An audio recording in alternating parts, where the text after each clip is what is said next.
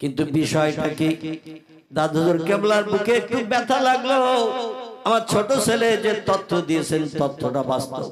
ওর মা খুব বাইরে বার হতে দিত না, স্কুলে যেতে দিত না, কখন ক্ষতি কাছরাত হয়, কখন বিপদে পড়ে। পর্দা পৃষ্ঠার ভিতরে মেয়েরা থাকে, বাইরে বার হয় না, কোথাও যায় না। এবং ছেলের গাইড করবে কে, এই চিন্তা ভাবনা করে ছোট হুজুর কেবলা লেখাপড়া শিখতে পারে নাই।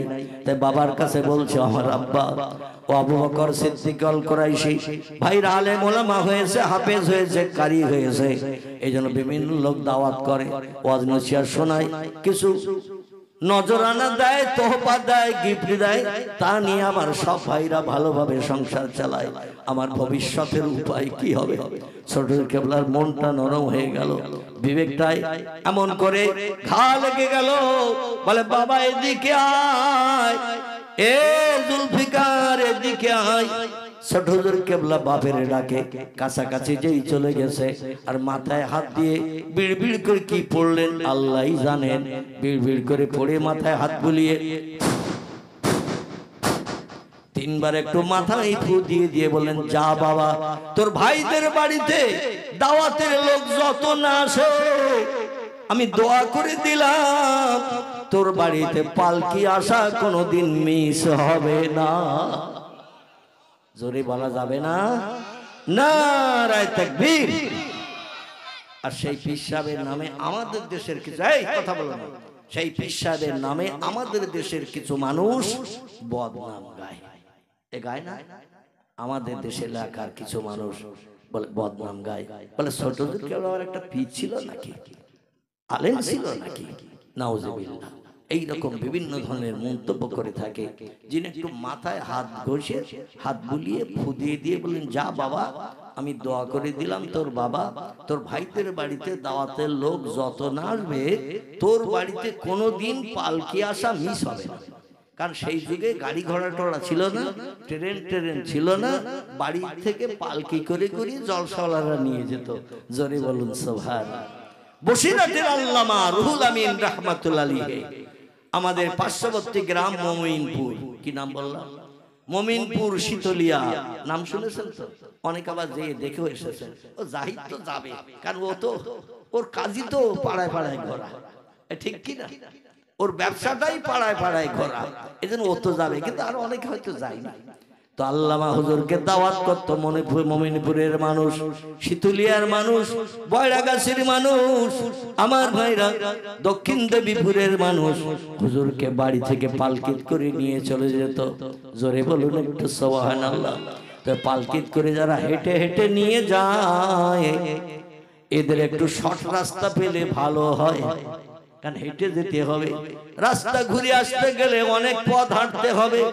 শর্ট রাস্তা দিয়ে গেলে তাড়াতাড়ি গন্তব্যস্থানে পৌঁছানো যাবে, এই জন্য শর্ট রাস্তা ধরতো পালকিওয়ালারা।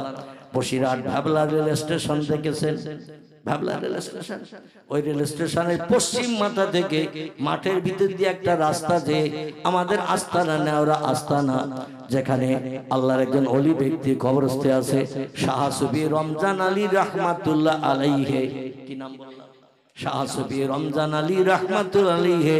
তার কবরের পাশ দিয়ে আমাদের মেন রোডে, দিঘির ধারের মেন রোডে, ট্রেন গেট দিয়ে যে রাস্তাটা দিঘির ধারে চলে গেছে, ওই রাস্তায় যে মিশে গেছে। তো আমার ভাইরা পালকিওয়ালারা বসিরহাট হুজুরকে বাড়ি থেকে কাঁধে করে পালকিতে করে নিয়ে ভাবলা স্টেশনের উপর দিয়ে, বাগাটির উপর দিয়ে, চৌমাথা হয়ে বাগাটি, বাগাটি হয়ে ভাবলা রেল স্টেশনের পশ্চিম মাথা দিয়ে মাঠপাড়ার উপর দিয়ে চলে যাচ্ছে। নেওরা রোড ধরবে, অনেক পথ কম হবে, এই চিন্তা ভাবনা আসছে।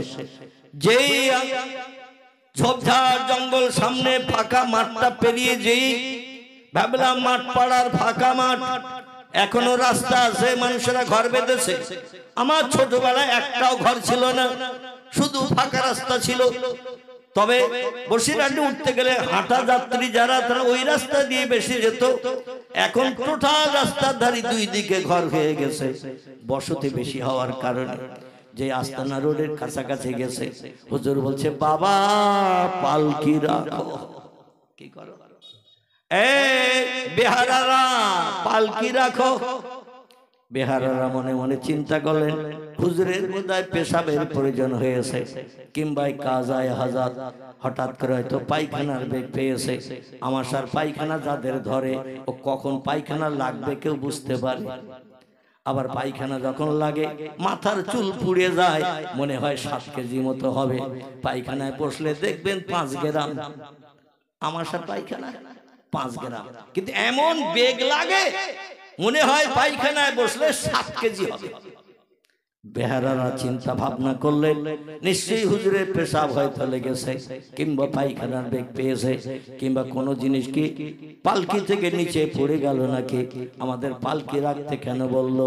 যেই বেহারারা পালকি কাঁধের থেকে নামিয়ে জমিনে রেখে দিয়েছেন মাঠপাড়া রাস্তার উপরে, হুজুর সঙ্গে সঙ্গে পালকি থেকে নেমে যে জুতো দোকানে হাতে করে নিয়ে বলছে, বাবা আমার পিছনে পিছনে এসো, যখন দরকার হবে পালকিতে আবার উঠবো।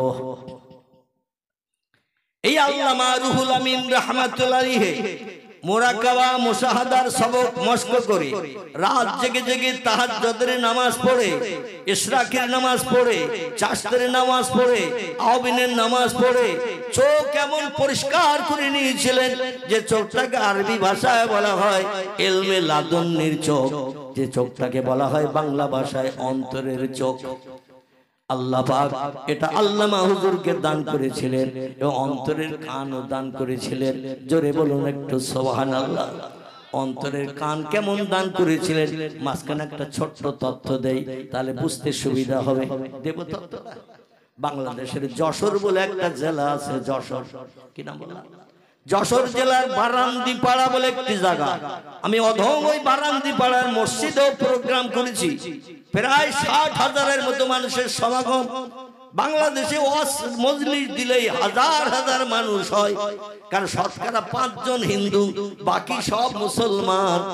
20-30 মাইল দূর থেকে পর্যন্ত আমার ভাইরা ট্রাক্টর গাড়ি নিয়ে, ট্রাক্টর গাড়ির পিছনে যে বডি লাগায় ইট বালি টালি বওয়ার জন্য, ওই বডির উপরে সব বসে বসে আসে। বাংলাদেশের মানুষেরা, বাংলাদেশের মানুষেরা ভারতের বক্তাদের ওয়াজ শুনতে একটু পছন্দ করে, কারণ বাংলাদেশের অধিকাংশ আলেমেরা একটু রাজনীতির কথা বেশি বলে। দেশ স্বাধীন করে তাদের মতাদর্শে দেশ চালানোর জন্য ভারতের বক্তারা এক দেশ থেকে আরেক দেশে যে রাজনীতির কোনো কথা বলে না। আর আমাদের দেশের রাজনীতির কথা আমাদের দেশেও আলেমেরা খুব একটা বলে না। বাংলাদেশের বক্তাদের বক্তৃতার ভিতরে শতকরা 75% বক্তব্য থাকবে রাজনীতির বক্তব্য। এই জন্য কিছু মানুষ রাজনীতির কথা পছন্দ করে না।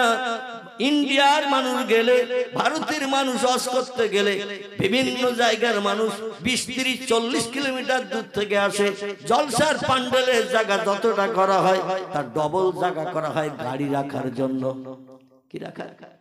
খোদার কসম একটা মিথ্যা কথা বলছি না। আগামীতে আল্লাহ যদি সুস্থ করে, আমি তো প্রায় যেতাম বাংলাদেশে, আমার সঙ্গে যাবেন, বাস্তব দৃশ্য দেখে বলেন হুজুর যা বলেছে তাই, কোন মিথ্যা বলে আমার কি লাভ হবে কিছু? আমি একটু ঘটনার কথা উল্লেখ করতে যে এই তথ্যটি দিলাম। এই যশোরের বারিন্দিপাড়া বলে একটি জায়গা, ওইখানে আল্লামা রুহুল আমিন রাহমাতুল্লাহ আলাইহি ওয়াজ করছেন মেন রোডের ধারে। ওয়াজ চলে গেছে ঘন্টা 1.5-2 ঘন্টার মতো। হঠাৎ করে আল্লামা হুজুর ওয়াজ করতে করতে ওয়াজ বন্ধ করে দিয়ে মাথা নিচু করে চোখ বন্ধ করে চুপ করে রয়েছে। শ্রোতারা মনে মনে ধারণা করলো আল্লামা হুজুরের ভান্ডারের ওয়াজ বোধহয় শেষ হয়ে গেছে। অনেক নামি দামি আলেম ওলামা আছে, বড় বড় হাই র্যাঙ্কের আলেম, মাইক দিলে মনে আর কিচ্ছু আসে না। ঠিক বললেন না ভুল বললাম? আমরা তো ছোটি মৌলবী, কিচ্ছু নাই আমাদের হৃদয়ে, কিছু নাই আমাদের মগজে, কিন্তু অনেক বড় নামি দামি আলেম আছে, মাইক্রোফোন দিলে একটা কথাও বার হয় না, মানে সব ভুলে যায়। এটা হলো আল্লাহর দেওয়া খাস দান। আরে দানের পিছনে আল্লামা রুহুল আমিন রাহমাতুল্লাহ আলাইহি, আমার কোনো যোগ্যতা নেই, কিচ্ছু নেই, কিন্তু আল্লামা হুজুরের নেক দোয়ার ওসিলা করে বলছি, এটা বাস্তব। যেখানে যাই আমাদের এই বসিরহাট এলাকার আলেমদের প্রধান বক্তা করে রাখে।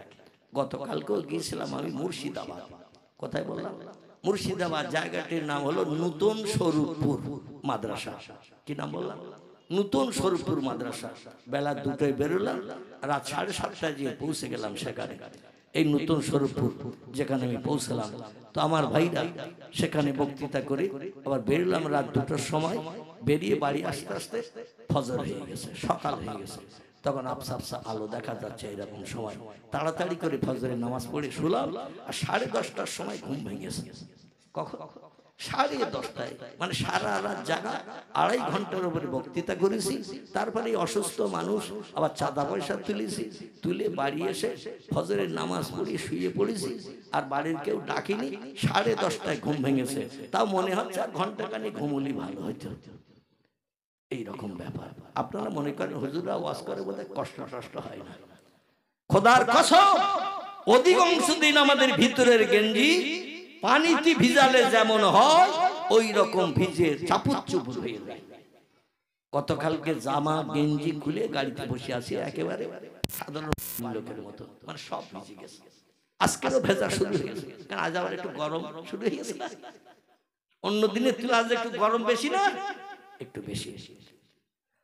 তো আল্লামা রুহুল আমিন রাহমাতুল্লাহ আলাইহি মাথা নিচু করে ওয়াজ বন্ধ করে, বাহ্যিক চোখ বন্ধ করে কার সঙ্গে জানো মনের কথা বলছে।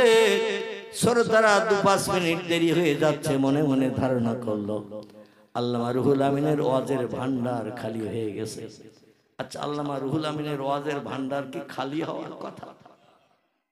যিনি 82 খানা হাদিসের কিতাব, 72 খানা ফিকার কিতাব, 65 খানার মতো তাফসীরের কিতাব যিনি মেমোরিতে মগজে জমা করে রেখেছিলেন, আল্লাহ যদি 400 বছর হায়াত তার দিত, তার ওয়াজের ভান্ডার কি খালি হতো? শ্রোতারা ডেকে বলছে, হুজুর বাংলাদেশের মানুষ একটু মুখ পোটা, মানে ওরা 2-5 মিনিট ধৈর্য ধরতে পারে না। মানে মুসলমানদের দেশ, ওদের নামে তো কেউ কথা বলে না। হিন্দু মেয়েরাও পর্যন্ত মাথা সিঁদুর দেয় না, মাথার কাপড় পরে না। ওরা এই পরিবেশে রাস্তাঘাটে বার হয়।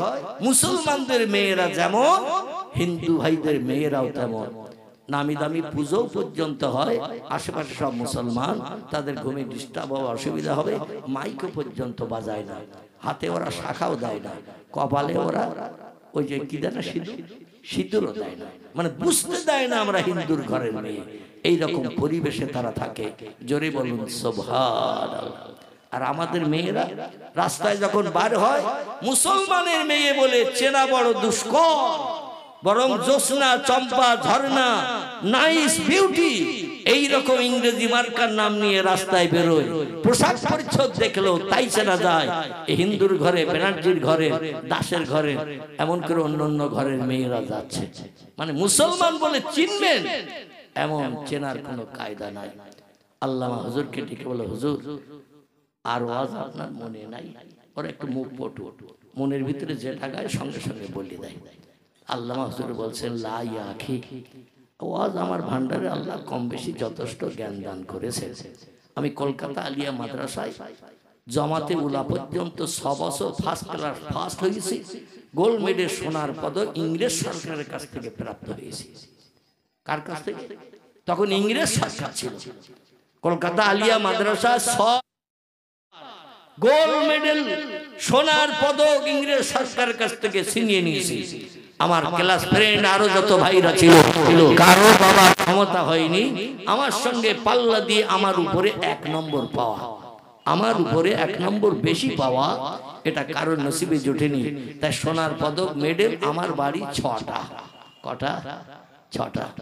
আমি যখন 1983-84 সালে মাদ্রাসা আলিয়াতে পড়েছি, একটা তত্ত্ব শুনলে খুশি হয়ে যাবে।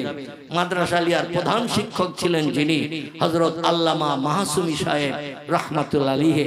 এখন আর তিনি বেঁচে নাই, মারা গেছেন। খুব বয়স্ক মানুষ ছিলেন। আলিয়া মাদ্রাসার হেড অফ দ্য ডিপার্টমেন্ট।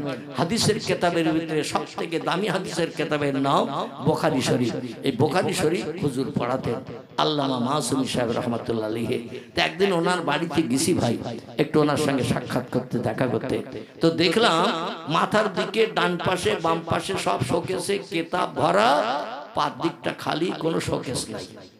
তো বললাম হুজুর এত কিতাবপত্র এই শোকেসের ভিতরে এত সাজিয়ে না রেখে এই পাত দিকে এদিক তো পুরো খালি দেখছি ওয়াল দেওয়ালের গায়ে, এদিক দূরে একটা শোকেস দিয়ে এত গায়ে গায়ে ঠেসে কিতাব না রাখে এই শোকেসে কিছু দেয়া যেত। বলে বাবা ওদিকে পাত দিক না বাবা, কোরআন হাদিস শরীয়তের ফতোয়ার কিতাব মাসলা মাসালের কিতাব পাত দিকে রাখবো, আল্লাহ অসন্তুষ্ট আমার মগজ থেকে এলে উঠিয়ে দেবে। জোরে বলুন একটু নাউজুবিল্লাহ। নাউজুবিল্লাহ বলে এই পাত দিকে কিতাব রাখা যায়, আর আমরা কিতাবের উপর দিয়ে জুতো পাই দিয়েও হেঁটে যাই। ঠিক বললাম না ভুল? জুতো পাই দিয়েও হেঁটে যাই। বুখারী শরীফ কিতাবুল মাগাজি, বুখারী শরীফ কিতাবুল মাগাজির দ্বিতীয় পাঠ তিনি পড়াচ্ছেন। পড়াতে পড়াতে কি মনে হলো, বলছে ও বাবারা আল্লামা মাসুমী সাহেব তার নাম, জবরদস্ত আলেম ছিলেন তিনি, বিখ্যাত আলেম ছিলেন। ওই আলিয়া মাদ্রাসা আরেকজন বিখ্যাত আলেম ছিলেন জবরদস্ত আলেম, কোরআন হাদিসের পোকা ছিল ওনারা দুইজন, একজনের নাম মাসুমী সাহেব আর একজনের নাম মাহবুবী সাহেব। কি নাম? একজনের নাম মাহবুবী সাহেব, একজনের নাম মাসুমী সাহেব। মাহবুব সাহেব এত বড় জবরদস্ত আলেম ছিলেন, উনি ইরাকের জমিনে চান্স পেয়েছেন কোরআন হাদিস পড়ানোর জন্য। যে দেশে আরবি ভাষা ছাড়া কথা হয় না, ওখানে পড়াতে হয় আরবিতে, ছাত্রদের বুঝাতে হয় আরবিতে, সেইখানে চান্স পেয়েছিলেন আলিয়া মাদ্রাসায় পড়াতে পড়াতে। আলিয়া মাদ্রাসা থেকে তিনি চলে গিয়েছিলেন ইরাকে, পড়াতে পড়াতে আল্লাহ থেকে বিদায় করিয়েছেন 1983-84 সালের কথা বলছি, কাছাকাছি 83-84 আর এখন কত 2025, দেখতে দেখতে কম বেশি 40 বছর হয়ে গেছে। তখন ছিলেন তারা বয়স্ক। যাই হোক, এবার ফিরে আসি। মাসুমী সাহেব বলছিলেন বাবা আল্লামা রুহুল আমিন, মৌলানা রুহুল আমিন আলিয়া মাদ্রাসার ফার্স্ট বয়। আমি পরীক্ষার খাতাগুলো মাঝে মাঝে লাইব্রেরি ঘর থেকে খাতাগুলো বার করে দেখেছি, ওনার পরীক্ষার খাতায় মুমতাহিনেরা পরীক্ষকেরা কলমের একটু দাগ দেওয়ার সুযোগ পায়নি। জোরে বলুন একটু সুবহান। বলছে এখনো গুদম ঘরে মাদ্রাসা ছেলেদের পরীক্ষার খাতা সব টাল করা আছে। আমি মাঝে মাঝে আলগা করে দেখেছি। বসিরহাটে রুহুল আমিন এমন একজন বিজ্ঞ আলেম ছিলেন, পরীক্ষক যে তথ্যটা না শিখেছে সেটা ওনার মেমোরিতে জমা ছিল বলে সেটাও লিখে দিয়েছে। পরীক্ষকেরা এমনকি ডেকে বলেছে, ও মুন্সি তবিরউদ্দিনের বেটা রুহুল আমিন, 100-র উপরে যদি কোনো নম্বর দেওয়ার সুযোগ আমার হাতে থাকতো, আমি 100-র উপরে বাড়তি নম্বর দিয়ে তোমার লেখার কারণে আমি খুশি করতাম, কিন্তু 100-র উপরে তো বাড়তি নম্বর দেওয়ার কোনো ক্ষমতা পরীক্ষকের নাই। এই আমি মনের দুঃখ মনে নিয়ে তোমাকে 100 নাম্বার দিলাম।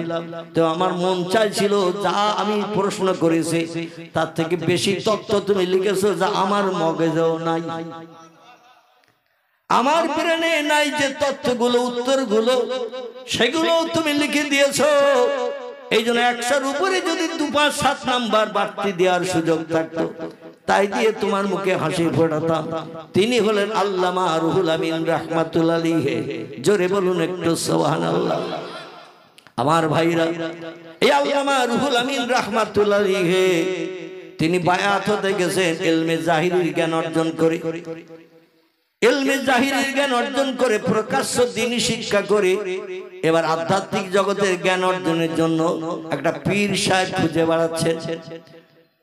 মুফতি সালমানী রাহমাতুল্লাহ আলাইহি হুগলি জেলার ফুরফুরা জমিনে একজন পীর ছিল সে যুগে।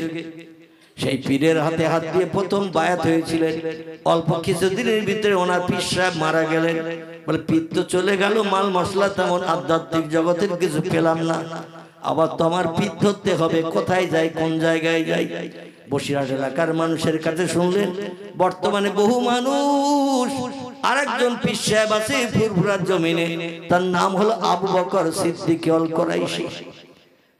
ওনার কাছে যাচ্ছেন বায়াত হয়ে ইলমে লাদুনির জ্ঞান অর্জন করতে, মারফতি জ্ঞান অর্জন করতে, আধ্যাত্মিক জগতের জ্ঞান অর্জন করতে ওনার কাছে যাচ্ছেন। আল্লামা হুজুর বললেন যার পীর নাই সে হলো শয়তানের ভাই। কার ভাই? যার পীর নাই, অভিভাবক নাই, সে হলো শয়তানের ভাই। মেয়েদের অভিভাবককে আল্লাহ, মরে গেছে নাকি? মেয়েদের অভিভাবককে আলহামদুলিল্লাহ এত সুন্দর তথ্য জানা সত্ত্বেও চুপ করে বসে আছে না, আমার চিন্তা করতে হচ্ছে। মেয়েদের অভিভাবক হলো স্বামী। আর রিজালু কাওয়ামুনা আলান নিসা, আল্লাহ বলছে ও দুনিয়ার মেয়েরা, তোমাদের অভিভাবক হিসাবে আমি একজন ব্যক্তিকে পৃথিবীতে বানিয়েছি, তার নাম হলো তোমার বিবাহিত স্বামী। জোরে বলুন সুবহান। মেয়েদের অভিভাবক যেমন স্বামী, স্বামীর উপরে হুকুম জারি করবে না, স্বামীর কথার অমান্যতা করবে না, স্বামী যেটা বলবে হাসি মুখে মেনে নেবে, মুখের মুস্কি হাসি। পাড়ার মিন্টু পিন্টু লালটু বল্টু এদের কাছে না দেখিয়ে তোমার স্বামীরে দেখাও, তোমার মুখের মুস্কি হাসি, কপালের টিপ, ঠোঁটের ঠোঁট পালিশ, চোখের আই পালিশ লাগিয়ে স্বামীরে যদি তুমি খুশি করো, আর তোমার স্বামী সৌন্দর্য দেখে যদি একবার মুস্কি হাসি হাসে, তোমার জন্য আল্লাহ জান্নাত হালাল বানিয়ে দেবে। আমাদের মেয়েরা কোনোদিন স্বামীরে সৌন্দর্য দেখাতে চায় না। স্বামী যখন বাড়ি থাকে ছেঁড়া কাপড় কোনটা ওইটা পরে থাকে, যেটা ময়লা কাপড় সেলাই করা সেইটা পরে থাকে। আর মামাতো ভাই যখন আসে, খালাতো ভাই আসে, বাপের বাড়ি থাকতে যে বন্ধুর সঙ্গে একটু টেলিফোনে কথাবার্তা হতো, সে যদি একবার আসে বাক্সের ডালা খুলবে না, খুলবে না, বলে একটু বাইরে বস, আমি তাড়াতাড়ি ড্রেস করে আসি। একেবারে সব থেকে দামি কাপড়টা পরে সাজগোজ করে, কপালে টিপ দিয়ে, চোখে আই পালিয়ে দিয়ে, ঠোঁটের ঠোঁট পালিয়ে দিয়ে, হাতে অন্তত 23টা করে চুড়ি দুই হাতে ঝপঝপ করে ভরিয়ে ও বন্ধুর কাছে এসে বলে আমারে কেমন দেখাচ্ছে বল। বলছে বিয়ের আগে যেমন দেখতাম তার থেকেও তো ভালো দেখছে। জোরে বলুন একটু নাউজুবিল্লাহ। বিয়ের আগে আমি যেমন দেখেছিলাম গ্রামে, তো শ্বশুর বাড়ি এসে দেখছি তার থেকে অনেক গুণে তুই পাল্টে গেছিস। দেখে মনে হচ্ছে তোর এখনো বিয়ে হয়, বাচ্চা হয়েছে 3টে। কটা? আচ্ছা এই কথা না বললে ও আর আসতে বলবে কি? পাড়ার মেয়ে ও আর আসতে বলবে বন্ধু আবার আসিস?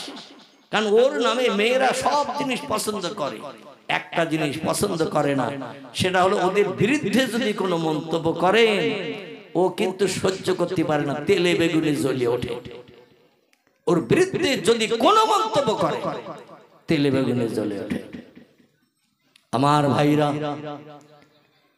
এই জন্য দুনিয়ার মেয়েদের দায়িত্ব হলো আর রিজালু কাওয়ামুনা আলান নিসা, স্বামী তোমাদের হাকিম করে পাঠিয়ে দিয়েছে, হাকিমের উপরে হুকুম জারি করবে না, স্বামীর কথার অমান্যতা করবে না, স্বামী যেটা বলে কষ্টের কাজ হলো হাসি মুখে সেটা মেনে নেবে।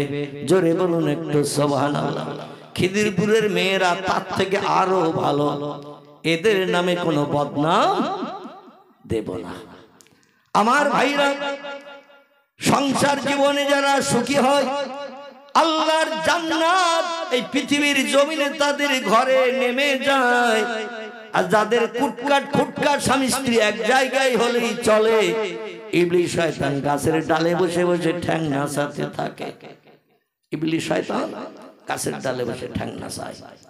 এই জন্য ছোট হুজুর কেবলার জন্য ফুরফুরা পীর সাহেব দোয়া করলেন, আল্লাহ এমন জ্ঞান তার মগজে দান করেছিলেন। ফুরফুরা টাইটেল মাদ্রাসার হেড অফ দি ডিপার্টমেন্ট, প্রধান শিক্ষক ছিলেন যিনি, আমার ভাইরা মাওলানা আবুল কাসেম সাহেব তার নাম ছিল। কি নাম বললাম? যিনি প্রধান শিক্ষক, সুপারিনটেনডেন্ট, প্রধান শিক্ষক, তিনিও পর্যন্ত ছোট হুজুরের সঙ্গে জলসায় যেতেন। কি জন্য? জলসা শোনার জন্য। যিনি কোরআন হাদিসের বিজ্ঞ পণ্ডিত, ছাত্রদের কোরআনের শিক্ষা দেন, বুখারী শরীফ মুসলিম শরীফের শিক্ষা দেন, অগাধ পাণ্ডিত্য আল্লাহ যার মেমোরিতে দিয়েছেন, টাইটেল মাদ্রাসার প্রধান শিক্ষকের মর্যাদা পালন করে দীর্ঘদিন দায়িত্ব পালন করেছেন, এই লোকটা একটা মূর্খ লোকের সঙ্গে ওয়াজ শুনতে যেত। জোরে বলুন একটু সুবহানাল্লাহ। আসলে ছোট হুজুর মূর্খ ছিল না, ওই বাবার দোয়ার কারণে আল্লাহ তার মগজ এমন সাফ করে দিয়েছিলেন। যখন অনর্গল হাদিসগুলো বলতেন, কোন আয়াত পড়ে মানে বলতেন, কাসেম সাহেব আর নজরে হুজুরের দিকে তাকিয়ে তাকিয়ে দেখতো আমাদের মগজে যে জ্ঞান নাই, আল্লাহ সেই জ্ঞান মূর্খ মানুষের মগজে কেমন দান করেছে, তাজ্জব হয়ে যেতেন মাঝে মাঝে। এমনও তত্ত্ব তিনি প্রকাশ্য ঘোষণা করেছেন, জোরে বলুন একটু সুবহানাল্লাহ। আল্লামা রুহুল আমিন রাহমাতুল্লাহ আলাইহি তিনি দ্বিতীয় পীর ধরার জন্য, যার পীর নাই সে হলো শয়তানের ভাই। এই জন্য পীর ধরতে হবে, আল্লাহ মানুষের সংস্পর্শে যেতে হবে, আমল পরিবর্তন হবে, চরিত্র পরিবর্তন হবে। এই জন্য তিনি লোকমুখে শুনলেন আবু বকর সিদ্দিকী বলে ওই ফুরফুরা শরীফে আর একজন পীর আছে, পূর্বে যার হাতে হাত দিয়েছিলেন গোলাম সালমানি, তার নাম কি নাম বললাম, গোলাম সালমানি তার নাম ছিল। তিনি ইন্তেকাল করেছেন, মারা গেছেন। আর মনে মনে চিন্তা করলেন আমার পীর সাহেব আগে যিনি ছিলেন তিনি তো মোটামুটি ভালো পীর, আধ্যাত্মিক জগতের জ্ঞান তার ছিল, এলমে মারিফাতি জ্ঞান, এলমে জাহিরি জ্ঞান, এলমে লাদুন্নির জ্ঞান তার তো ছিল। আল্লাহ তারে ডেকে নিয়েছেন। আর একজন নতুন পীরের নাম শুনলাম এলাকার মানুষের কাছ থেকে, এই পীরটা কেমন পীর আমাকে আগে একটু বায়াত হওয়ার আগে যাচাই করে নিতে হবে। আচ্ছা, যাচাই করা ভালো না খারাপ? ভন্ডের হাতে হাত দিয়ে বায়াত হলে দিন ল্যাপস হয়ে যাবে, সময় নষ্ট হবে, লাভ হবে কিছু? মাথায় শিকশিকে 350 দামি টুপি থাকলে, আর মুখে রবীন্দ্রনাথের মতো বুক জড়া দাড়ি থাকলে, আর গায়ের জামা যদি পায়ের গোস পর্যন্ত, নেসপে সার পায়ের গোস পর্যন্ত লম্বা জামা যদি থাকে, জামায় যদি আবার দামি দামি নকশা করা থাকে, চেহারা যদি আমার ভাইরা কাশ্মীরের মানুষের মতো হয়, কোন মানুষ? কাশ্মীরের মানুষ, ওদের দেখতে ভালো না খারাপ? তুরস্কের মানুষের দেখতে ওই রকম সুন্দর। মেয়েদের যেন এক শ্বাস থেকে বাড়ি করা হয়েছে। যারা হজপাক করতে গেছেন আমার কথা একমত হতে পারবে, তারই তো ওয়াজ মাথায় উঠেছে। এত বক্তার পিছনে তারা কালেকশন করে, আমি একটু ওয়াজ করতিস তো করি নাকি? আচ্ছা, তোমাদের খুশি করলে ওরা তো আবার রেগে যাবে না, পরে আর কখন হবে না? আমার অনেক টাইম নেই, আমার 9টা পর্যন্ত সময়, অনেক টাইম আমার নেই। যাই হোক, সবাই খুশি হবে নাকি? সাপও না মরে, কথা বলে, লাঠিও না ভাঙে, এইরকম একটা চিন্তা মৌলবীদের করতে হবে। তো সংক্ষেপ করে বলি, যাতে কর্তৃপক্ষরাও খুশি হয়, আবার আপনারাও একটু খুশি হন। আমি একটু তাড়াতাড়ি করে বলবো আগের মতো, না এই যেরকম আস্তে আস্তে বলছি এরকম বলবো। আমি আগে কিন্তু খুব সুইট ওয়াজ করতাম, ক্যাসেট শুনবেন, পূর্ণ ক্যাসেট। মানে আমার লেহান জবান, আমি নিজের গর্বের কথা বলছি না, এত পরিষ্কার আল্লাহ করে দিয়েছিলেন, আমি সুইট ওয়াজ করতাম। অনেক মানুষ এমন বলেছে 1.5 ঘন্টার ওয়াজ আপনি 1 ঘন্টা কেন, আরো 45 মিনিটে করে ফেলেন, কিন্তু কোনো জড়তা নেই, জড়ায় না, যেন একেবারে অটোমেটিক হেফজ কোরআনের মতো চালাচ্ছেন। আমি বলি ওটা আল্লাহর অনুদান, তবে এখন আর সেই সুস্থতা স্বস্তি নাই। এই জন্য একটু আমি সুইফট কম করে দিয়ে একটু আস্তে আস্তে কথা বলি, আর আস্তে আস্তে বললেও মানুষদের শুনতে বুঝতে সুবিধা হয়। সব মানুষ তোড়ে কথা বললে বুঝতে পারে না। তো যাই হোক, আমি যেটা বলছিলাম, আল্লামা হুজুর চিন্তা ভাবনা করলেন আমি আবার নতুন পীরের হাতে হাত দিয়ে বায়াত হব। কিরাম পীর, কিরাম মাল মশলা তার ভিতরে আছে, আমার একটু যাচাই করে হাত দিতে হবে। কারণ আমি 6 বার সোনার পদক পেয়েছি কলকাতা মাদ্রাসা এলিয়া থেকে। যে কোনো এক ভণ্ড পীরের হাতে হাত দিয়ে সময় নষ্ট করা যাবে? তো বসিরহাট থেকে তিনি মার্টিন ট্রেনে করে চলে গেলেন কলকাতা বেলগেসিয়া, কি নাম বললাম, মার্টিন ট্রেনের স্টপেজ, লাস্ট স্টপেজ ছিল বেলগাছিয়া। এখন ট্রেনের লাস্ট স্টপেজ কোথায়? আলহামদুলিল্লাহ, এরকম কথা বললে তো আমার খুব আনন্দ হয়, কিছু দিতে সুবিধা হয়। এখন লাস্ট স্টপেজ হলো শিয়ালদা, আর দূরপাল্লার ট্রেনগুলো এসে দাঁড়ায় কোথায়? আলহামদুলিল্লাহ, দূরপাল্লার ট্রেনগুলো হাওড়ায় এসে থামে। 1.5 দিন 2 দিন 3 দিন ট্রেনে বসে থাকতে হয়। 2,500-3,000 কিলোমিটার রাস্তা, ওই রকম 100-100 কিলোমিটার বেগে চলে। 8-10টা স্টপেজের পরে একটা জায়গায় যে স্টপেজ দেয়, ঠিক কিনা? এখন উনি কলকাতা বেলগাছিয়ায় নামলেন, ওখান থেকে আবার ট্রেন পাল্টিয়ে অন্য ট্রেন ধরলেন, যে ট্রেনটা যাবে হুগলি জেলার শিয়াখালা, কি নাম? হুগলি জেলার শিয়াখালা হাসনাবাদ থেকে ট্রেন যাবে বেলগাছিয়া, ওখানে ট্রেনের ইন্ডিয়া স্টপেজ শেষ, আর যাবে না। আবার হুগলি জেলার ট্রেন চাপতে হবে, হাওড়া জেলার আলাদা ট্রেন চাপতে হবে। এই এতটা সরু পাটি, বগি থাকতো মাত্র 3টা। কটা? 3টে বগি থাকতো। খুব দৌড়িয়ে যদি চলন্ত ট্রেনে ওঠে উঠতে পারবেন। আবার চলন্ত ট্রেন থেকে যদি আপনার দৌড়ানো হ্যাবিট থাকে, অভ্যাস থাকে, চলন্ত ট্রেন থেকে নেমে একটু দৌড়িয়ে যাবেন, কোনো অসুবিধা হবে না। আচ্ছা, এখনকার ট্রেন থেকে যদি ওই চিন্তা নেন, বিবি বিধবা স্ত্রী এটি হবে না? হবে না, সবাই এটি হয়ে যাবে। তো শিয়াখলায় যে নেমেছেন, নতুন ট্রেন পাল্টিয়ে শিয়াখলায় নেমে ওখান থেকে ফুলপুরা শরীফের দূরত্ব 5.5 মতান্তরে 6 কিলোমিটার রাস্তা। কতটা বললাম? শিয়াখলা থেকে 5.5 মতান্তরে 6 কিলোমিটারের রাস্তা। তখন কোনো গাড়ি ঘোড়া কিছুই চলতো না, প্রত্যেকটি মুরিদকে পায়ে হেঁটে ফুরফুরায় যেতে হতো। হুজুর ট্রেন থেকে নেমে পায়ে হেঁটে হেঁটে ফুরফুরা দরবার শরীফে পীর সাহেব কেবলার কাছে যাচ্ছেন।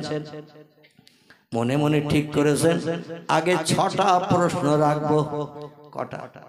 6টা প্রশ্ন রাখবো। আর কোরআন হাদিসের মাপকাঠিতে সঠিক আহলে সুন্নাতুল জামাতের আকীদা মোতাবেক উত্তর যদি দেয়, তাহলে বুঝবো ভিতরে মাল মশলা আছে, আমি বায়াত হলে আমি তার কাছ থেকে কিছু পাবো। আর যদি প্রশ্নের উত্তর সঠিক দিতে না পারে, আমি মাল মশলাও পাবো না, ইলমে লাদুন্নির কোনো জিনিস আমি পাবো না, বেকার বায়াত হবে, সময় নষ্ট হবে। কড়া কড়া কঠিন কঠিন ফতোয়ায় আলমগীর, ফতোয়ায় দুররে মুহতার, ফতোয়ায় কাজী খান, ফতোয়ায় বহির, ফতোয়ায় জামে সগীর, বিখ্যাত বিখ্যাত ফতোয়ার কিতাব থেকে কঠিন কঠিন 6টা প্রশ্ন ঠিক করে নিয়েছেন। নিয়ে এবার হাঁটতেছেন, ফুরফুরার দরবারে যাবেন, আর প্রশ্ন ঠিক করে করে নিয়ে যাচ্ছেন। দরবারের কাছাকাছি জিজ্ঞাসা করলেন, হুজুর কোথায় থাকেন? মানে এই প্রথম যাচ্ছেন দরবারে, সবাই দেখিয়ে দিল মেন রোড থেকে বাম দিকে নামেন। কোন দিকে? বাম দিকে নামেন। সামনে বড় কবরস্থান, ডান পাশে পুকুর, বাম পাশে পুকুর, ডান পাশে কবরস্থান, মাঝখানে সরু গলি রাস্তা। এই রাস্তা দিয়ে সামনে যান, মাটির মসজিদ আছে, ওখানে হুজুর দরবার করে ওনার শিষ্য শাগরেদদের দ্বীনি তালিম দিয়ে থাকে। একটু জোরে হবে না? যে মতাদর্শের মানুষ আমরা, সেই মতাদর্শের প্রতিষ্ঠাতার জীবনে আলোচনা করছি। শুনতে ভালো লাগছে না খারাপ লাগছে?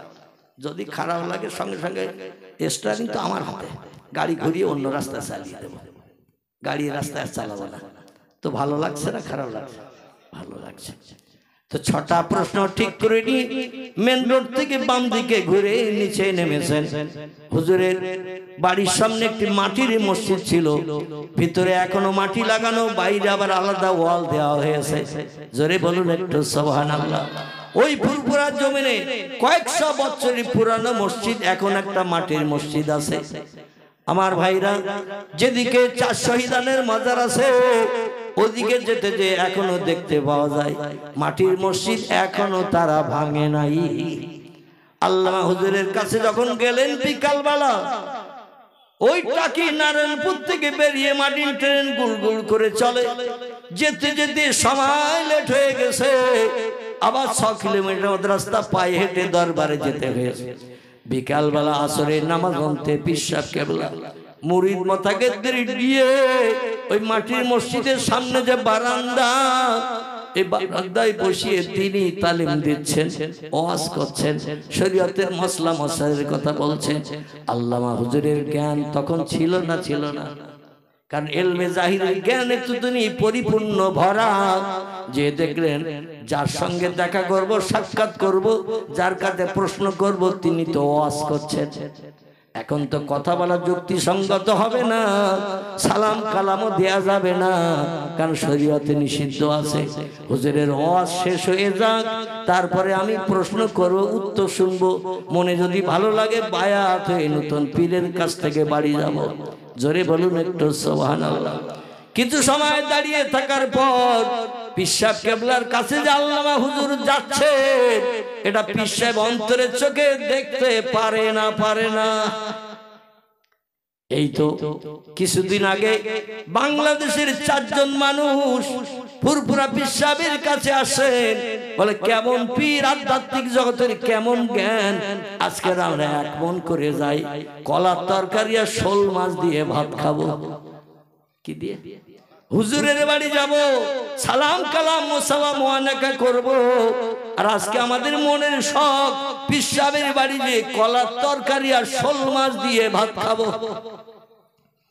যেই ওরা মনে মনে ধারণা করে নিয়েছেন, আল্লাহ ইলহামের মাধ্যম দিয়ে পীর সাহেবকে জানিয়ে দিয়েছেন, যেটা পূর্বে নবীদেরও আল্লাহ ইলহাম করেছিলেন।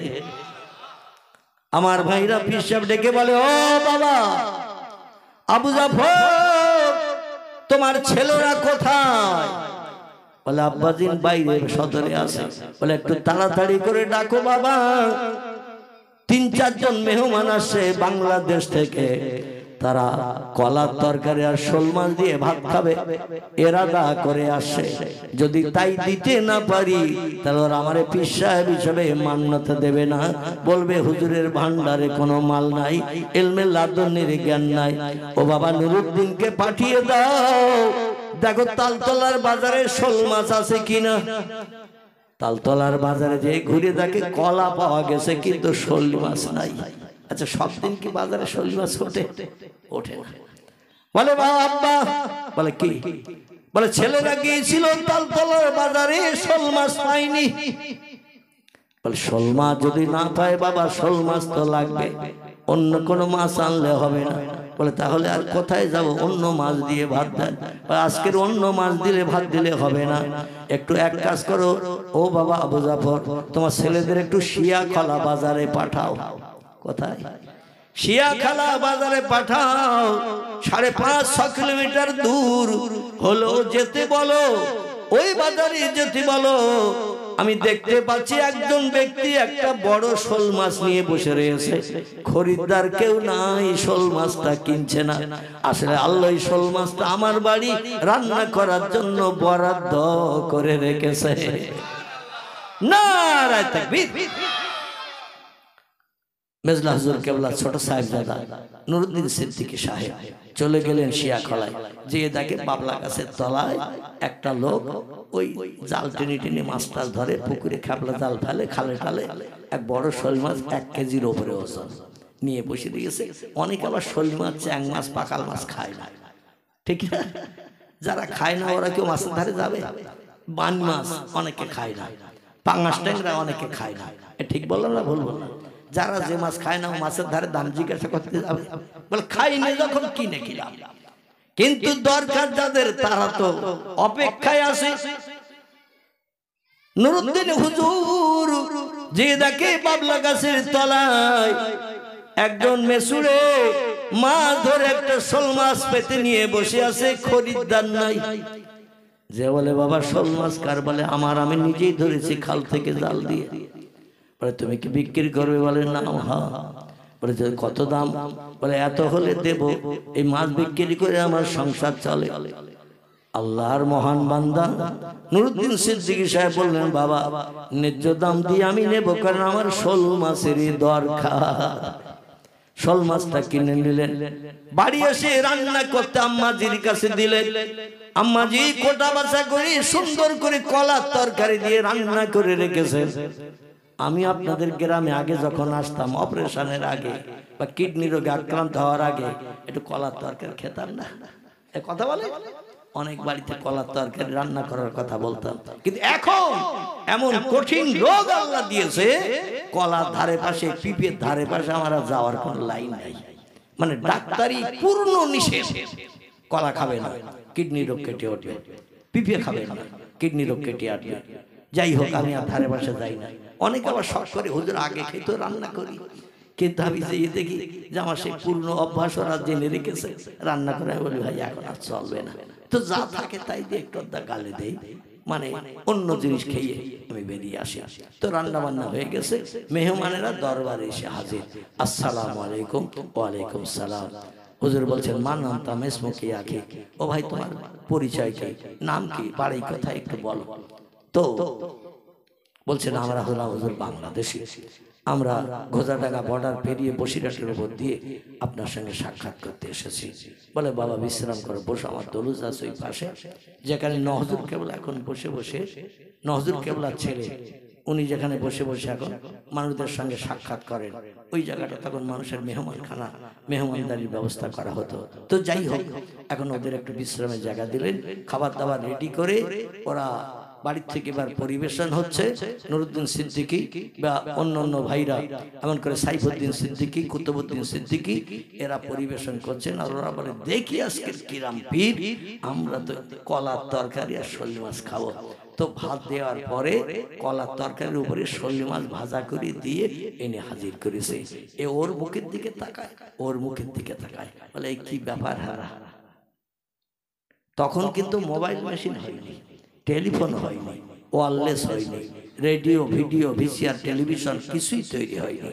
সেই সময়কার কথা যে কেউ টেলিফোন করে হুজুরের বলি দেবে, এরকম ব্যবস্থা ছিল না। দুনিয়ার মানুষ যেখানে টেলিফোন পাঠাতে না পারে, সেখানে খবর পাঠাতে পারেন কে? আল্লাহু আকবার। আল্লাহ জানিয়ে দিলেন, আমার প্রেমিক বান্দা, তুমি অপমান হলে আমি অপমান হব। এই জন্য তোমার ইলহামের মাধ্যম দিয়ে জানিয়ে দিলাম, মেহমানদের কলার তরকারি শোল মাছ খাওয়া। ওরা এই দৃশ্য দেখে খাওয়ার পরপরই হাত ধুয়ে বলছে, হুজুর বায়াত করে দিন। জোরে বলুন একটু সুবহানাল্লাহ। আল্লামা রুহুল আমিন রাহমাতুল্লাহ আলাইহি মজলিসের পাশে চুপ করে দাঁড়িয়ে আছেন। মজলিস শেষ হয়ে যাক, কাছের কাছে যে সালাম কালাম করব, তারপর আমি 6টা প্রশ্নের প্রতি উত্তর জানতে চাইব। পীর সাহেব কেবলা তাড়াতাড়ি করে মজলিস শেষ করে দিলেন, কারণ বসিরহাটের জমিন থেকে একজন ব্যক্তি এসেছে, যুবক মানুষ, বেশি দেরি হলে আবার অখুশি হবে, আমার নামে হয়তো বিভিন্ন মন্তব্য করবে। আল্লাহ ওয়ালারা অ্যাডভান্স আগাম জানতে পারেন না, জানতে পারে। তাড়াতাড়ি মজলিস ভেঙে দিয়ে বসলেন, ও মুন্সি তবিরউদ্দিনের বেটা রুহুল আমিন, এবার বাবা আমার কাছে এসো। আল্লাহ হুজুর চমকে গেলেন। জীবনের প্রথম, আমার বাবার নাম মুন্সি তবিরউদ্দিন, গ্রামের নাম টাকি নারায়ণপুর। কে বলে দিল ফুরফুরার দাদা হুজুর পীর কেবলাকে? কে বলে দিল আমার নাম রুহুল আমিন? আমি তো এই জীবনের প্রথম আসলাম।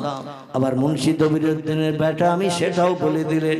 টাকি নারায়ণপুরে বাড়ি, সেটাও বলে দিলেন।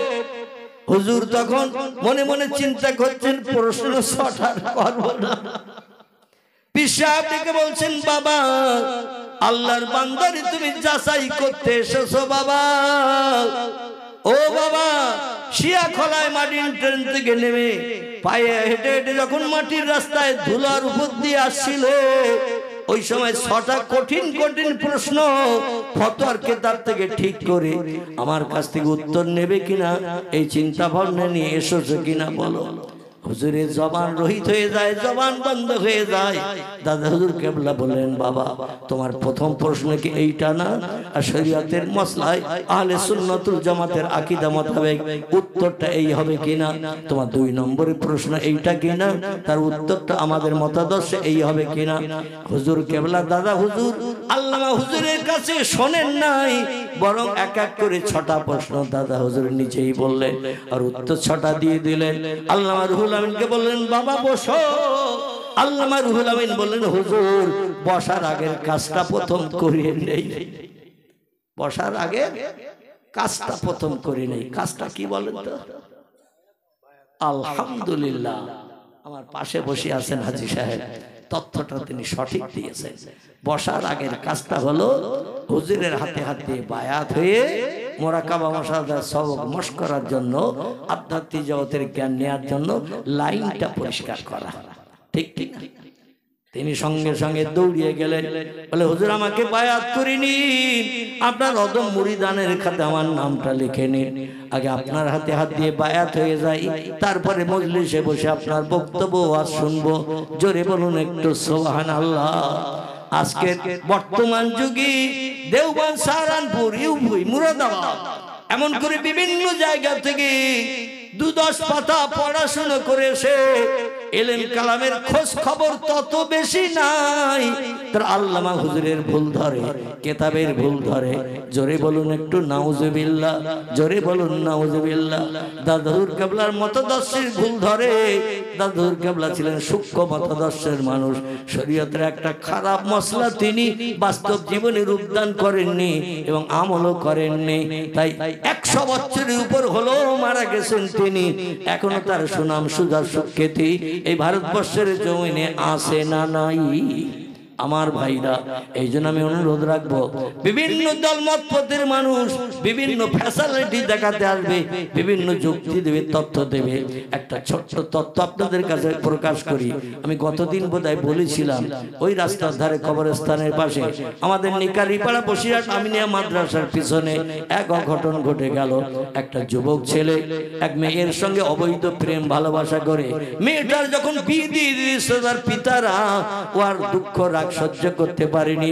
আমাদের দিঘির ধারে দুপুরবেলা এসেছিল, অনেক ছেলের সঙ্গে গল্প গুজব করেছে, বোনের কাছে মেসেজ করেছে, বল আমার যা কিছু আছে আমি সব তোরে জানিয়ে দিলাম, এগুলো শুনে রেখে দে। দিয়ে ঘরের ভিতরে দরজা দিয়ে অটোমেটিক ঝোলা শুরু করে দিয়েছে। মরণের যখন শেষ হয়ে গেল, পরবর্তীতে খবর হলো তার বাবা গেছে চিল্লা দিতে, চিল্লা, এবং গেছে তারা কাশ্মীরে। কোথায়? কাশ্মীরে গেছে। ওই মাদ্রাসার ভিতরে একটা নতুন মসজিদ আছে, তবলিগদের মসজিদ, তবলিগদের মসজিদ। ওই মসজিদের ইমাম সাহেব উনি নিয়ে গেছেন এলাকার মানুষদের তবলিগে। তো এখন নতুন নিয়ম হয়েছে, যারা যাবে তবলিগ জামাতে, বিশেষ করে চিল্লা দিতে যাবে, কারো কাছে কোনো মোবাইল থাকবে না। মোবাইল একমাত্র থাকবে চিল্লার আমির যিনি, তার কাছে। কার কাছে? চিল্লার আমির যিনি, তার কাছে থাকবে। প্রয়োজনীয় কথাবার্তা তিনি বলবেন, যার সঙ্গে কথা বলার দরকার তার সঙ্গে কথা বলা যাবে না। আর চিল্লা শেষ না হওয়া পর্যন্ত বাড়িও যাওয়া যাবে না। কি সর্বনেশে ফতোয়া, কি সর্বনেশে নিয়ম! ছেলে মারা গেছে, ফোনের পর ফোন করছে তার বাবার কাছে খবর দেওয়ার জন্য, এবং মাও গেছে। আগে কোনোদিন আমরা শুনিনি যে মেয়েরাও পর্যন্ত চিল্লায় যায়। ঠিক বললাম না ভুল বললাম? শুনেছেন কোনদিন আগে যে মেয়েরা যায়, ছেলেরা? এটা আমরা কম বেশি জানি, কিন্তু এখন নতুন নিয়ম, মেয়েরাও যাবে। নাউজুবিল্লাহ। ছেলে আর মেয়ে হলো আগুন আর মোমবাতি। কি বললাম? আগুন আর মোমবাতি। মোমবাতির কাছে যদি একটু আগুন লাগানো হয়, ও গলবে না, গলবে না? জোরে বলে। চিল্লা কথায় মাথায় উঠবে তার ঠিক নেই। এই জন্য ছেলেদের পাশে মেয়েদের বসানো যাবে না, এক জায়গায় থাকাও যাবে না। শরীয়তে স্বামী স্ত্রী থাকবে, যে কোনো জায়গায় কোনো অসুবিধা নাই। কারণ আল্লাহ মেয়েদের জমি করে পাঠিয়েছে, স্বামীদের চাষি করে পাঠিয়েছে। যেমন পারো চাষ করো, ফসল উৎপন্ন করো, ফসলের নাম হলো সন্তান। যেমন পারো চাষ করো, চিত করে, কাত করে, সোজা করে, ফুট করে, যেভাবে পারো চাষ করো। আমি আমার নিজের কথা বলছি না, আল্লাহর কোরআনের কথা বলছি।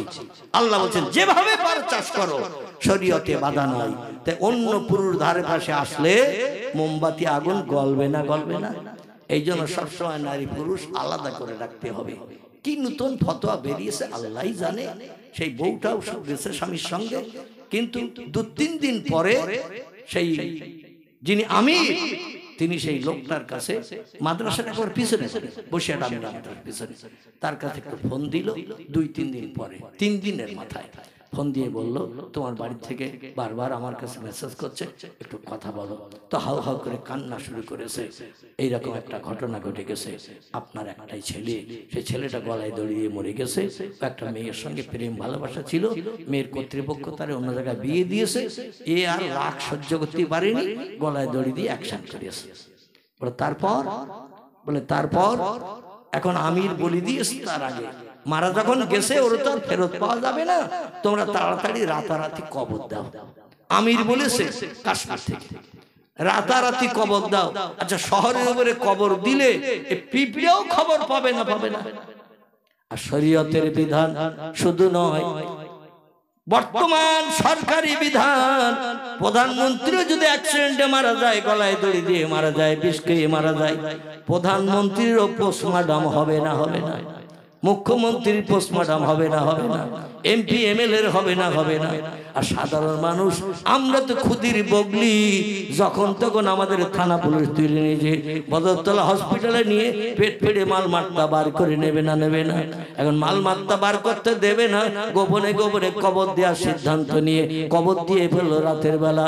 এর কানের থেকে ওর কানের থেকে চলতে চলতে থানা পুলিশ পর্যন্ত খবর হয়ে গেছে, এমন একটা অঘটন ঘটে গেছে। শুধু তাই নয়, মাঝে মাঝে যারা এক চিল্লা দু চিল্লা তিন চিল্লায় মাঝে মাঝে দিনই জ্ঞান অর্জন করতে যায়, বেয়াদবি যেন নেবেন না। শরীয়তের জ্ঞান অর্জন করতে যাবেন যান, কিন্তু আগে সংসার পরে ধর্ম, আগে ধর্ম পরে সংসার নয়। সংসার আগে সুস্থভাবে পরিচালনা করো বাড়ি থেকে, তারপরে ধর্ম শেখো, ধর্মের আইন শেখো। এটাই হলো শরীয়তের বিধান। আগে কিন্তু ধর্ম নয়, আগে হলো সংসার, তারপরে ধর্ম। আর মানুষদের আল্লাহ সংসারের মাধ্যম দিয়ে ধর্ম করতে বলেছেন। এজন্য ফেরেশতাদের 1000 বছরের ইবাদতের থেকে মানুষের এক ওয়াক্ত নামাজের দাম বেশি। নারায়ে তাকবীর। মাঝে মধ্যে বউ বাচ্চা রেখে 3 চিল্লা মানে 340 কত 120 দিনের জন্য ট্যুর করেছে। আবার অনেকে এরকম তথ্য দেয়, এই 3 চিল্লায় গেলে 120 দিন গেলে একটা হজ করার সওয়াব পাওয়া যায়। জোরে বলুন একটু নাউজুবিল্লাহ। আমি তো এমন কেতাবে এমন তথ্য দেখিনি, কেন চিল্লা তৈরি হয়ে গেছে হাবি পড়িয়ে।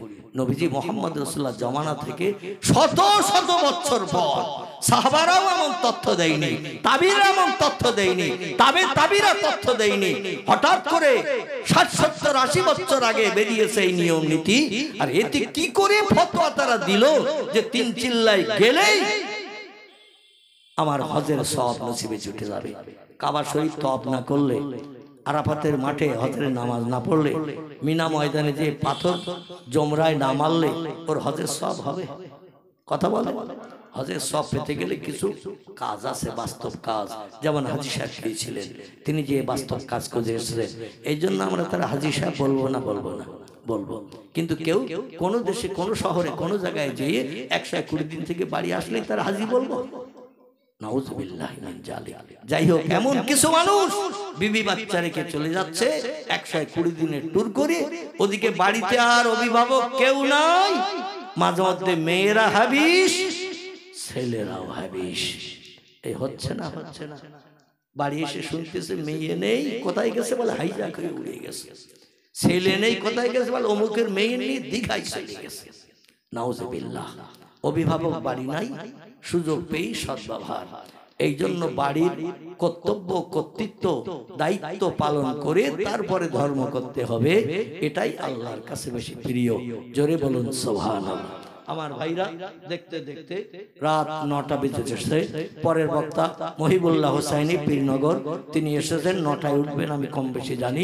এই জন্য আমি 5টা মিনিট আরো বাড়তি সময় নেব। 9টা এখনো বাজেনি, 2-3 মিনিট সম্ভবত আমার ঘড়িতে বাকি। আপনাদের 1-2 মিনিট কম বেশি হতে পারে। কোন ঘটনা আবার হবে? আমি তো রোজ এসতেছি না, আর বলবো না, আবার অন্যদিন মনে করে দেবে, সেদিন বলবো। আমি 2-5 মিনিটের জন্য অধম গুনাহগার ভিক্ষুক সেজে এই মসজিদের উন্নতি কল্পের জন্য আপনাদের কাছে একটু হাত পাতবো। নিশ্চয়ই আমি জানি বাৎসরিক হিসাবে সব মসজিদের জন্য হয়, এই জন্য আপনারা অবশ্যই পকেট খালি করে নিয়ে আসেন নাই। সবাই পকেটে কিছু নিয়ে এসেছেন, এটা আমার দৃঢ় বিশ্বাস। এই জন্য একটু উঠে আসবেন। অধম গুনাহগার আল্লাহ আবার 4 চক্ষের মিলন করার সুযোগ দিয়েছেন। আল্লাহ পাক অধমকে মর্যাদা দিয়েছেন 2টি। আমার ভাইরা, বিশেষ করে মাজুর অসুস্থ, পূর্ণ সুস্থতা আমি এখনো পাই নাই, সঠিক সবলতা পাই নাই। কোন রকমে হাঁটাচলা করি, তবে স্টেজে বসে ওয়াজ নসিহত করি, কষ্ট হয়। আগের মতো ওরকম স্বাভাবিক বলতে পারি না, কারণ কিডনি ট্রান্সপ্লান্ট করা। আমার দেহে এখন কিডনি একটা, আপনাদের 2টা। আপনার 2টো কিডনিতে যতটা সবলতা পান, আমার একটাই কি ততটা সবলতা হবে? তবু আমি বাইরে বেরোচ্ছি, একটু জনমানুষের কাছে দিন শরীয়তের দু চার কথা আল্লাহ যেটা মগজে দান করেছেন সেটা আমি বলার জন্য বেরিয়ে এসেছি। এই জন্য আমি আপনাদের জন্য দোয়া করব। এই হাতে, যে হাতে কাবা ঘরের দেওয়ালে জান্নাতি পাথর, যার নাম হাজরা আসওয়াদ, 13টা বার আল্লাহ পাথরে অদমকে হাত ঘষার সুযোগ দিয়েছেন। এই যে ঠোঁট দুটো দেখছেন, 13টা বার পাথরের ভিতরে মুখ ঢুকিয়ে আমার হাজী সাহেব দেখে এসেছেন একটা গোল করে সাদা রঙের, সম্ভবত স্টিল হবে, স্টিল সাদা রঙের চিকচিক করছে, তার ভিতরে পাথরটা সেট করা। ও পাথরে চুম্বন দিতে গেলেই মাথা ঢোকাতে হবে কলসির ভেতরের মতো। মাথা ঢুকে আল্লাহ পাক 13টি বার আদমকে এই ঠোঁট দুটো লাগিয়ে চুম্বন দেওয়ার সুযোগ দিয়েছে। তবে সুযোগ পেয়েছি বলে 3 মিনিট, 4 মিনিট, 5 মিনিট পর্যন্ত মাথা বার করেনি। লোক যখন টেনে বার করেছে তখন বেরিয়েছে। আমি বলি আর তো সুযোগ পাবো না, যত সময় থাকতে দেবে তত সময় থাকবো। সেই ঠোঁট, যে ঠোঁটে আল্লাহর জাহান্নামের আগুন হারাম, নবীজি বলেছেন ওই হাতে আল্লাহর জাহান্নামের আগুন লাগা হারাম। আমার ভাইরা সেই হাতে একটু হাত লাগাতে বলবো, পারবেন কি? তবে খালি খালি নয়, 20, 50, 100, 200 মসজিদের উন্নতি করবে। আল্লাহ নবী বলছেন খায়রুল বিকায়ে মাসাজিদুহা ওয়া শাররুল বিকায়ে আসওয়াকুহা। পৃথিবীতে যদি উত্তম কোনো ভালো জায়গা, উৎকৃষ্ট কোনো জায়গা থাকে, জায়গাটির নাম হলো মসজিদ। সেই মসজিদের জন্য আমি একটু ভিক্ষুক সেজে আপনাদের কাছে হাত লম্বা করছি। যারা আসবেন আমার হাতে একটু হাত লাগিয়ে যাবেন। আল্লাহ পাক কাবার ইজ্জতের খাতিরে, জান্নাতি পাথরের ইজ্জতের খাতিরে আপনার হাতের ময়লা পরিষ্কার করে দিলেও দিতে পারেন না, পারেন না, দিলেও দিতে পারেন। এই জন্য একটু আসুন, পরবর্তী বক্তা আসবেন, অজনসিয়ত করবেন, টপ টপ করে উঠে চলে আসুন। আর যাদের সঙ্গে আমার হিংসা দ্বন্দ্ব আছে আল কবাকবি নিয়ে, এক জায়গায় পাশাপাশি দোকান আছে, তার দোকানে বেচাকেনা কম হয়, আমার দোকানে বেচাকেনা বেশি, যার দোকানে বেচাকেনা কম হয় সে আমার উপরে হিংসা করবে না, করবে না? এইরকম দোকান টোকান থাকে, আল কবাকবির বেলায় থাকে, তাহলে আসতে হবে। আর যদি বলেন আপনার সঙ্গে ব্যবসায় কোনো হিংসা নাই, আল কবাকবির হিংসা নাই, খিদিরপুরে আপনার জমি নাই, আমাদের শুধু আছে, আমরাই কোপাই, আপনি কোপান না, তাহলে একটু চলে আসবে। তোমরা কজন নাম লেখা আছে? আল্লাহু আকবার।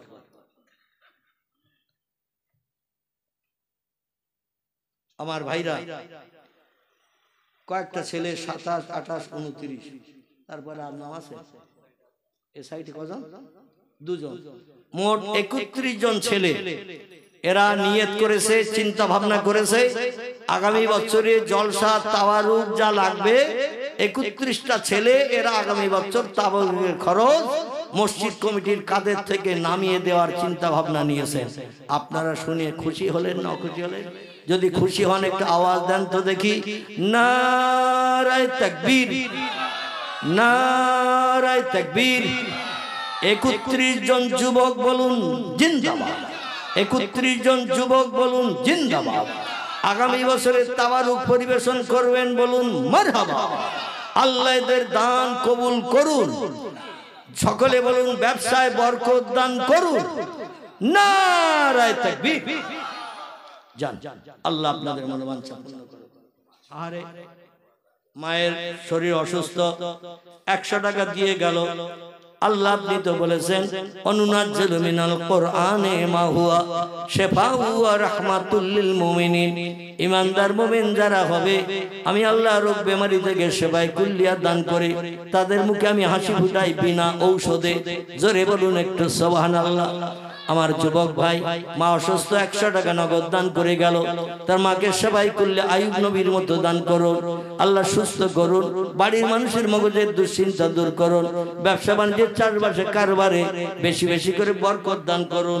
সকলে বলুন আমিন। আমার একজন মহব্বতের যুবক ভাই, তিনি 50 টাকা দিয়ে গেলেন, আল্লাহ তার দানকে কবুল করে নিন। আর একজন দিয়ে গেলেন এমন করে 20 টাকা, আল্লাহ তার দান কবুল করুন। আরেকজন দিয়ে গেছেন 100 টাকা, আল্লাহ দান কবুল করে নিন। জোরে বলুন একটু আল্লাহুম্মা আমিন। নারায়ে তাকবীর। ছোট্ট বাচ্চা এমন করে দিয়ে গেল 20 টাকা, আল্লাহ দান কবুল করে নিন। আর একজন ছোট্ট বাচ্চা এ দিয়ে গেল 50 টাকা। আল্লাহ রাস্তায় কত খাবার, ইচ্ছা করলে এখানে না দিয়ে খাবারের দোকানে যে খাবার কিনে খেতে পারত।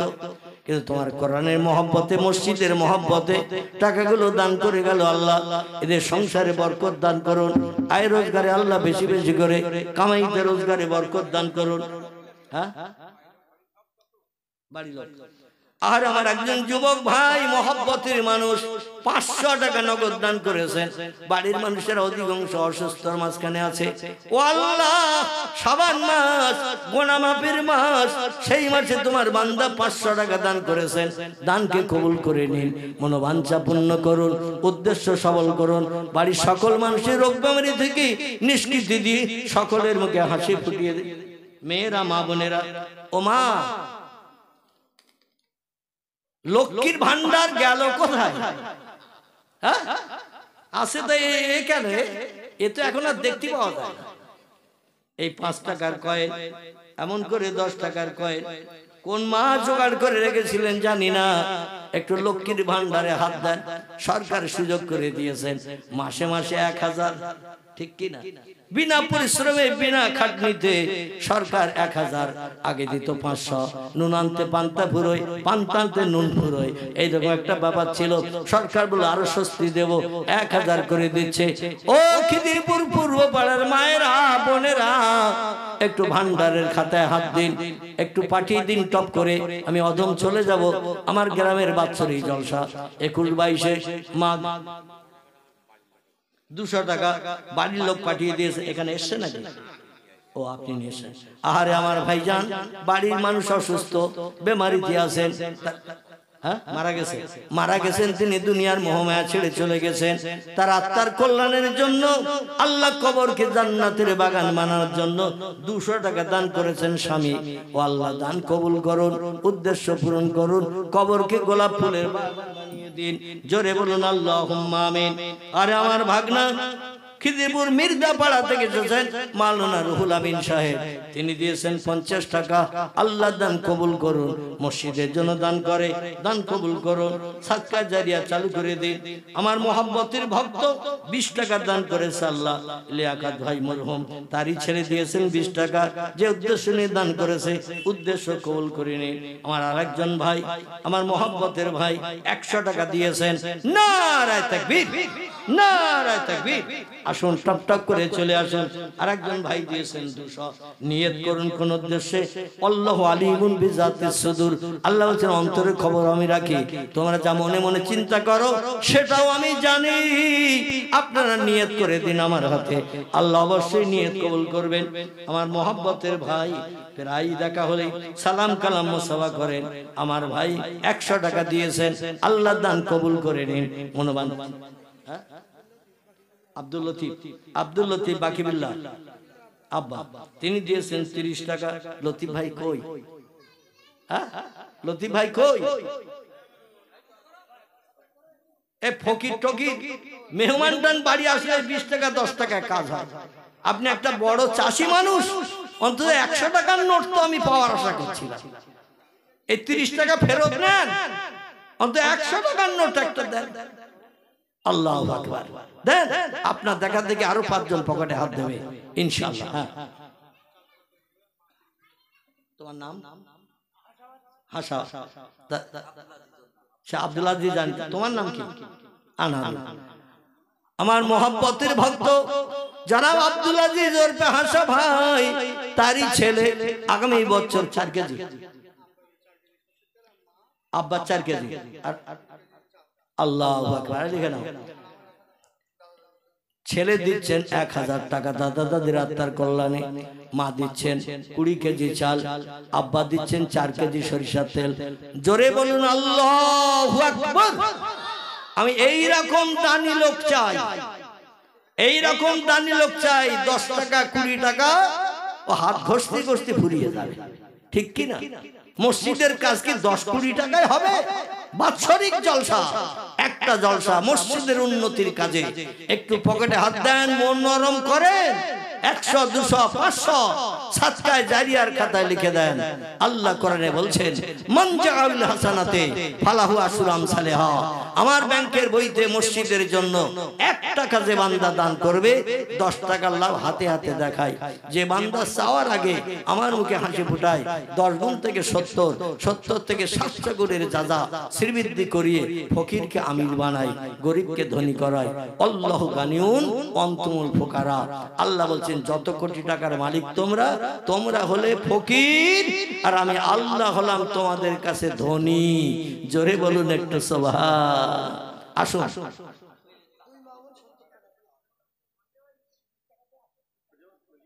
আলহামদুলিল্লাহ লিখে নাও, 70 টাকা বাকি, 30 টাকা নেবে। হ্যাঁ, 2 মা বোন 50 কোটি 70 টাকা দিয়েছেন। আল্লাহ মেয়ে এবং মায়ের দানকে কবুল করুন, তাদের উদ্দেশ্য পূরণ করে দিন। ওয়া আলাইকুম আসসালাম। আচ্ছা বসো। হ্যাঁ,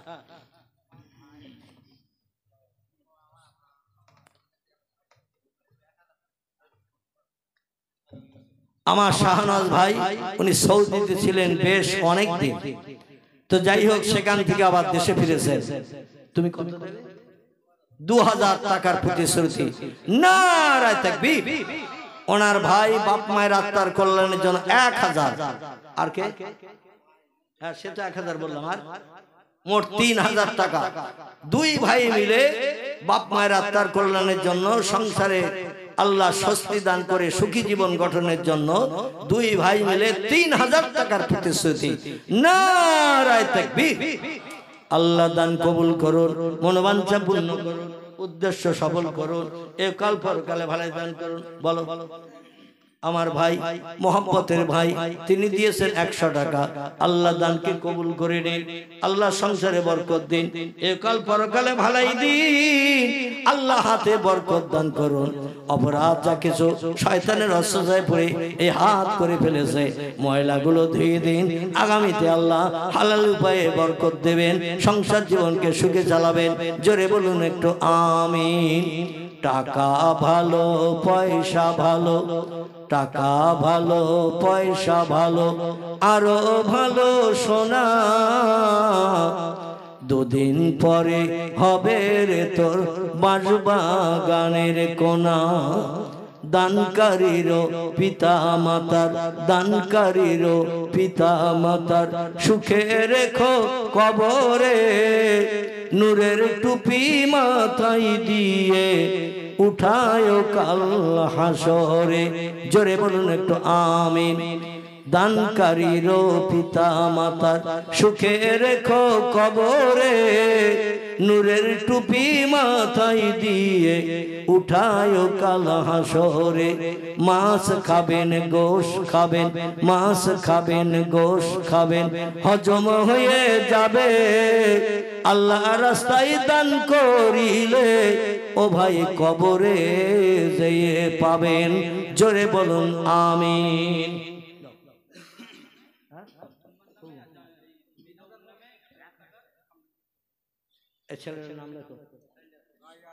ফুবুয়ার নামে এবং আর টাকার নাম বললে মেজবাবুর নামে, মেজবাবুর নামে। ও তুমি দেবে, তার ওর নামটা লিখে নাও। 1000 টাকা দেবেন। আল্লাহ দানকে কবুল করুন। যারা কবরবাসী হয়ে গেছে তাদের কবরে কিয়ামত পর্যন্ত সাদকায়ে জারিয়া, জান্নাতি হাওয়া, জান্নাতি খাবার, জান্নাতের রিজিক, কৌসারের পানি করে দিন। সকলে বলুন আমিন। আল্লাহু আকবার। নাম বলেন আতিয়ার মোল্লা। আমার আতিয়ার মোল্লা ভাই এই কিছুদিন আগে বোনকে হারিয়ে ফেলেছেন, ঠিক না? বোনকে হারিয়ে ফেলেছেন। তাদের শোক এখনো হৃদয় থেকে যায়নি। তাই তিনি বলছেন আগামী বছরের জন্য 1 বস্তা আলু, টাকা কত বললো? 500 টাকা এবং 1 বস্তা আলু দেবেন। নারায়ে তাকবীর। আতিয়ার মোল্লা সাহেব বলুন জিন্দাবাদ। 1 বস্তা আলু এবং 500 টাকা বলুন মারহাবা। আল্লাহ দান কবুল করে নিন। সকলে বলুন আমিন। মোকসেদ ভাই বাপ মা দুনিয়া থেকে বিদায় হয়ে গেছে, তাদের আত্মার কল্যাণের জন্য কিয়ামত পর্যন্ত জান্নাতে নাযিমা বরাদ্দ করার জন্য 1000 টাকার প্রতিশ্রুতি দিয়েছেন। নারায়ে তাকবীর, নারায়ে তাকবীর। আল্লাহ দান কবুল করুন। বাপ মায়ের কবরকে গোলাপ ফুলের বাগান বানিয়ে দিয়ে জান্নাতে এক শেষে দেবো সবার জন্য। প্রত্যেকের জন্য হাত তুলতে গেলে সময় লাগবে, সবার জন্য দোয়া করো। আর কে কে আছেন পকেটে টাকা নিয়ে বসে আছেন, কে কে একটু হাত তোলেন তো দেখি। কেউ নেই? তাহলে সাবো। যদি বলেন আমাদের পকেটে টাকা নেই, আমরা হাত তুললাম না ওই জন্য, তাহলে আমার সেই আর লাভ আছে?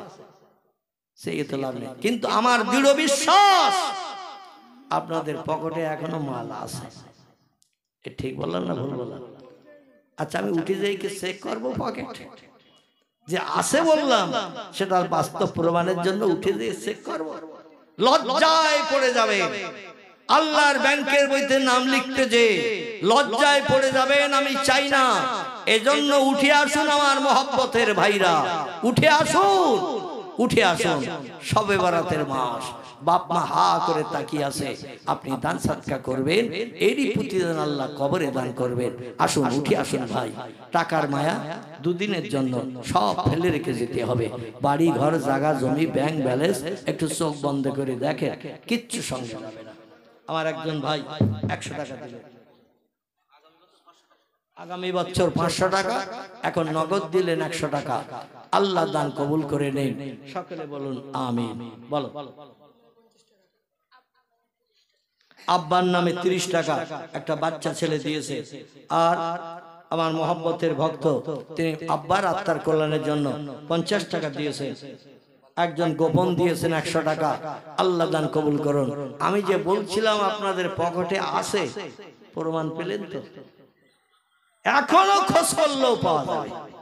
তবে আমি খুব বেশি চাপ দেব না, কারণ আমার পিছনে বক্তা আছে, ঠিক কি না? বিদেশি বক্তা, এই জন্য অবশ্যই তার হাতের মর্যাদা রাখবেন। আমি তো 40 বছর ধরে আপনাদের পকেট খালি করতেছি, ঠিক না বলবো? 40 বছর ধরে পকেট খালি করছি, আর কত খালি করবেন অধমের কথা শুনে। এই জন্য পিছনে মেহমান আছে, তার হাতে দেবেন, তার দোয়া নেবেন। অবশ্যই আল্লাহ যেন সে দোয়া আপনাদের জন্য বাস্তবতা দান করেন। সকালে বলেন। আচ্ছা, তোমার নামটা ওকে লিখে দাও। শারাফাত মোল্লা, আগামী বছরের জন্য 200 টাকার প্রতিশ্রুতি। আল্লাহ দান কবুল করুন। ও পূর্ব পাড়ার মায়েরা, সব ঘুমিয়ে আছেন নাকি? এত সময় ধরে ছেলেরা দিচ্ছে, আর আপনারা কি গল্পে আসর জমিয়েছেন নাকি? হায় রে!